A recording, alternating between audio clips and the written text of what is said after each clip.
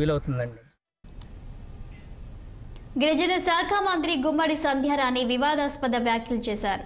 Pulivendula MLA Jagan కు పుస్తకం గురించి తెలుసా అని, వేలాది పాఠశాలలను మూసివేసిన ఘనుడు జగన్ అని, టీచర్లను మద్యం షాపుల వద్ద కాపలా పెట్టిన ఘనత జగన్దే అని మంత్రి గుమ్మడి సంధ్యారాణి ఎద్దేవా చేశారు.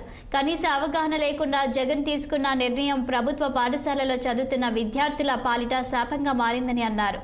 సిబిఎస్ఈ విధానంలో పరీక్షలు రాయడానికి అవసరమైన వసతులు లేకుండా, ఉపాధ్యాయులకు ఎటువంటి శిక్షణ ఇవ్వకుండానే పరీక్షా విధానం మార్చడం వలన 10వ తరగతి చదువుతున్న 75,000 మంది విద్యార్థుల భవిష్యత్తు ప్రశ్నార్థకంగా మారిందని సంధ్యారాణి వ్యాఖ్యానించారు. మీరు పలకడం కూడా రాదనుకోండి, వేరే విషయం. స్టాన్ఫర్డ్ యూనివర్సిటీలో చదువుకోవాలంటే ఇది ఉండాలి.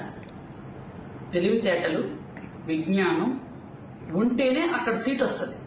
డబ్బులు కొనుక్కున్నది కాదు అది.